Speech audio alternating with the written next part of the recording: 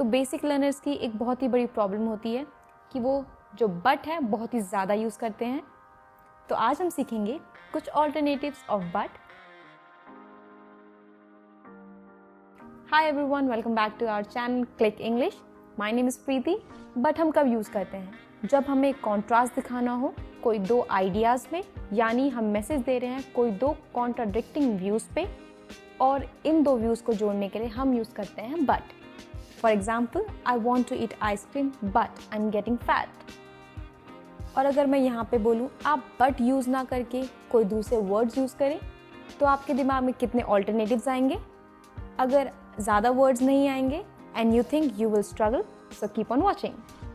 सो दो alternative words जो हम बट की जगह यूज़ कर सकते हैं वो है दो एंड ऑल्दो। ये दो वर्ड्स हम बट की तरह यूज़ कर सकते हैं जब हम कोई दो कॉन्ट्रास्टिंग आइडियाज़ बता रहे हैं।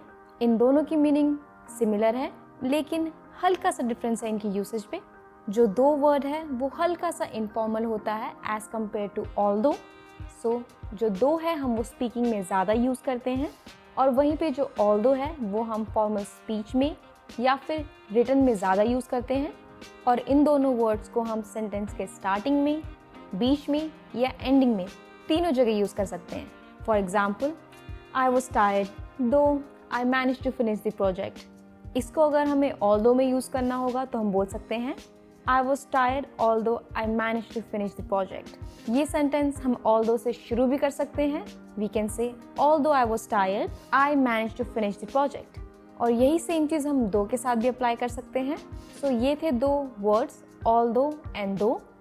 ऐसे ही दो और वर्ड्स हैं जो हम बट की जगह यूज़ कर सकते हैं, which are, however and yet. तो ये दोनों वर्ड भी हम यूज़ करते हैं कॉन्ट्रास्ट दिखाने के लिए, एंड दोनों ही काफ़ी फॉर्मल भी हैं। So just like although and दो, इनको भी हम सेंटेंस के शुरुआत में, मिडल में या एंड में यूज़ कर सकते हैं। For example, the hotel room was small however it had a great view. However की जगह हम येट भी यूज़ कर सकते हैं, जैसे कि the hotel room was small yet cosy. एक सेंटेंस और देखते हैं, I don't like coffee, however, I love the smell of it. Similarly, I don't like coffee, yet I love the smell of it. Last two words जो आज हम discuss करेंगे वो है conversely और nevertheless। दोनों ही काफ़ी ज़्यादा फॉर्मल हैं और यूजुअली हम इनको यूज़ करते हैं फॉर्मल रिटन इंग्लिश में, जैसे कि मैगजीन, न्यूज़पेपर, आर्टिकल्स में, फॉर्मल ईमेल्स में या बिजनेस लेटर्स में यूज़ करते हैं। इनफैक्ट एसेज में भी यूज़ करते हैं, लेकिन स्पोकन इंग्लिश में बहुत ही कम यूज़ होते हैं। तो कन्वर्सली हम यूज़ करते हैं जैसे on the other hand use होता है, और जैसे कि आप जानते ही होंगे on the one hand and on the other hand.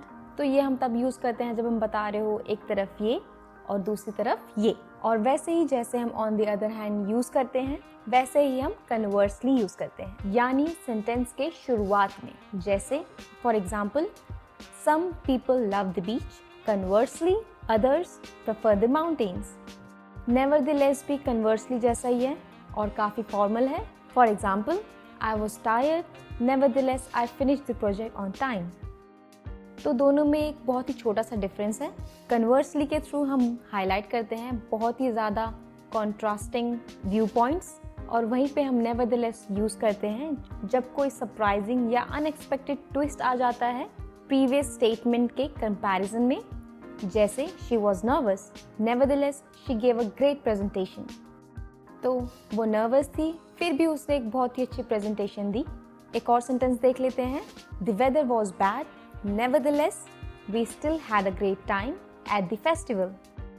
यानी मौसम ख़राब था, फिर भी हमें बहुत मज़ा आया फेस्टिवल में। तो ये थे हमारे कुछ वर्ड्स जो हमें कॉन्ट्रास्टिंग व्यू पॉइंट्स दिखाते हैं, और ये हम यूज़ कर सकते हैं बट की जगह। So practice them carefully but regularly, and with enough practice I am sure आप इनको परफेक्ट कर लेंगे। तो मैंने देखा है बहुत सारे लोग हमारी वीडियोस तो देखते हैं बट लाइक बहुत कम करते हैं। तो please like, share and subscribe, and also don't forget to leave a comment. Until then, bye bye.